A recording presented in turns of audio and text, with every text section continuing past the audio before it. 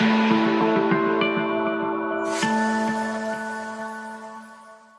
اليمنية بقالكم فترة كبيرة نشاط متوقف، شايف الفترة اللي فاتت دي ازاي وايه الصعوبات اللي انتم مريتوا بيها؟ والله الصعوبات يعني مرة يعني تقريبا الأوضاع الموجودة في اليمن في أي بلد آخر كرة القدم بتكون متوقفة.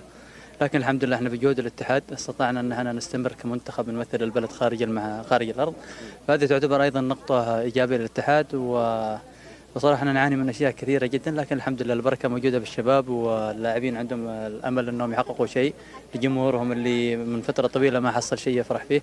وان شاء الله نحن نكون قد المسؤولين ونستطيع ان احنا نفرح جمهورنا وشعبنا العزيز الذي ينتظر مننا هذه الفرحة. هل نشاط الكورة في بادرة امل ان هو يرجع تاني في الامل، حتى لو على مجموعتين او على كذا مرحلة يعني؟ والله احنا متفائلين يعني بالوضع الحالي، يعني حاليا يعني الوضع افضل مما كان عليه في السابق، وان شاء الله يعني تمشي الامور للافضل. واحنا نتمنى اول شيء ان تعود اليمن الى ما كانت عليه بالاول، اليمن السعيد يعني، والامن والامان يعود لها. ومن ثم يعني كرة القدم هي موجودة حاليا الان في انشطة لكن غير رسمية، وهي موجودة يعني في الجانبين لكنها غير رسمية، ولكن احنا إن شاء الله متفائلين أنها تقوم عما قريب.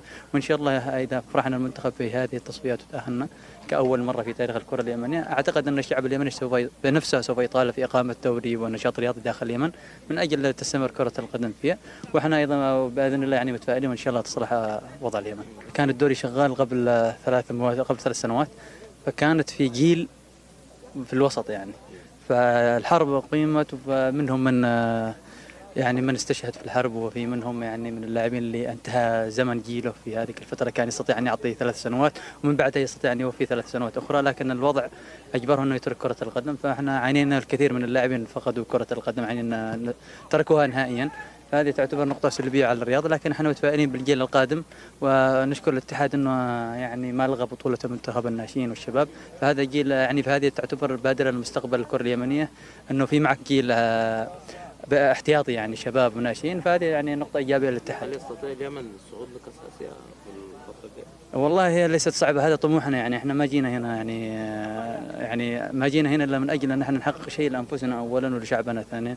فهذه تعتبر تصفية يعني شيء من ذهب لنا، فلازم ان احنا نحتفظ فيه وان احنا نقاتل من اجل هذا الشيء. والحمد لله اول خطوة وضعناها في الفوز في المباراة السابقة، فهذه تعتبر لنا ايضا نقطة ايجابية، ان شاء الله نستمر عليها نحقق المباراة الثانية. واحنا كل مباراة تعتبر لنا مباراة كاس. أخيرا بقى، على أساس العين يعني، هل في عروض، هل في آه، مفاوضات معدية؟ لا حاليا لا، مكتفي بالمنتخب والحمد لله. ان شاء الله يعني اذا تأهلنا ان شاء الله بعدين لكل حدث حديث.